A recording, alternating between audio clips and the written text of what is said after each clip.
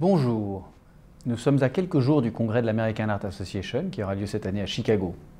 Alors ces dernières années, les dernières éditions du congrès de l'AHA ont été peut-être un petit peu moins retentissantes que traditionnellement.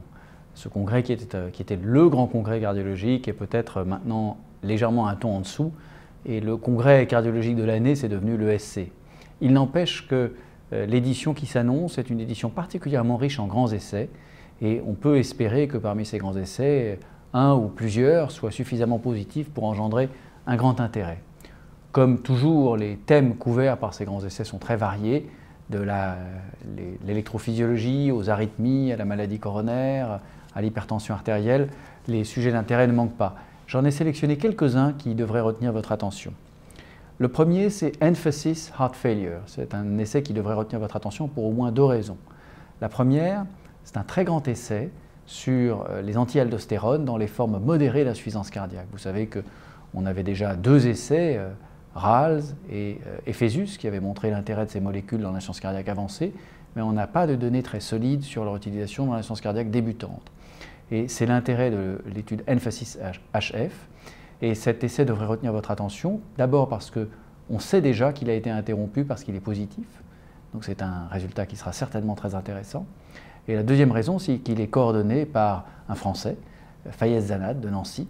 Et donc nous pouvons être particulièrement heureux d'avoir une présentation prestigieuse d'un grand essai qui sera, je n'en doute pas, publié dans un très grand journal par une équipe française.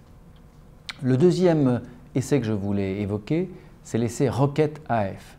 Rocket, c'est l'essai qui compare le rivaroxaban aux anticoagulants oraux, aux antivitamines K, dans la prévention des accidents thromboemboliques de la fibrillation auriculaire. Alors vous me direz, mais c'est bizarre, on a déjà eu un sujet similaire avec le dabigatran.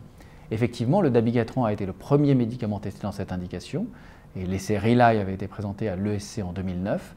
Eh bien, il y a deux molécules qui suivent le dabigatran, qui sont ses concurrents directs, qui sont cette fois-ci non plus des antithrombines, mais des anti-10.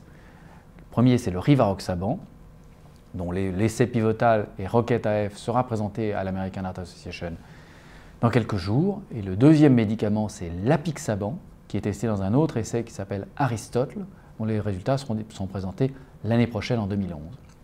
Alors il est certain que le meilleur compromis par rapport aux antivitamines K en termes d'efficacité antithrombotique et de risque hémorragique est celui qui va gagner. Le dabigatran a un premier avantage, c'est qu'il a été publié plus d'un an avant les autres, et donc il a une longueur d'avance.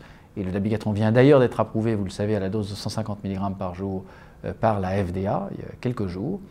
Et il a un deuxième avantage, c'est qu'il a testé deux doses, une forte dose et une faible dose, et donc a priori, il couvre un petit peu toutes les bases de ce qu'on voulait couvrir. Mais il sera intéressant de voir si le rivaroxaban réussit le pari ambitieux d'être non plus équivalent, mais nettement supérieur aux antivitamines K. Troisième essai, Gravitas. Gravitas, c'est un essai qui vise à tester une stratégie sur mesure dans le traitement antiagrégant plaquettaire guidée par les résultats des tests d'agrégation plaquettaire chez les patients qui vont être traités par angioplastie coronaire avec stent.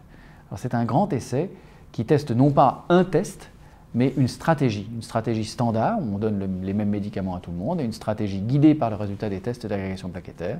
C'est comme ça qu'il faut faire les essais pour décider si vraiment ça vaut la peine d'aller mesurer l'agrégation plaquettaire en salle de cathétérisme. Et je crois que ce sera un résultat important, qu'il soit positif ou qu'il soit négatif.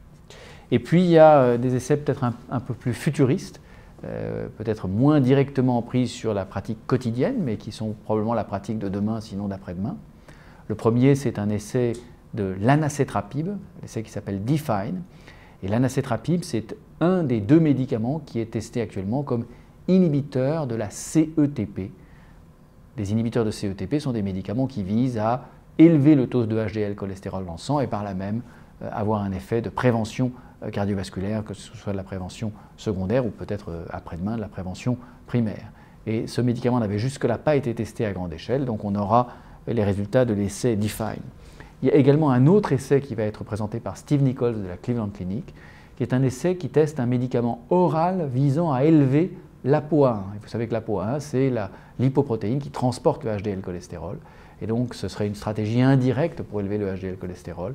Ce sera intéressant de voir si on arrive par des médicaments oraux et non plus par des médicaments injectables à obtenir ce résultat, indépendamment de la voie de la CETP.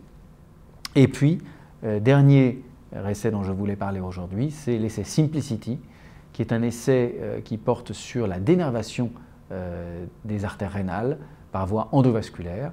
Vous savez qu'on peut aller cautériser de l'intérieur les nerfs qui sont responsables de la vascularisation rénale par voie endovasculaire. Et il a été montré que ceci était associé à une baisse de la pression artérielle et une diminution des traitements médicamenteux nécessaires, parfois même le sevrage des médicaments antihypertenseurs dans des hypertensions rebelles.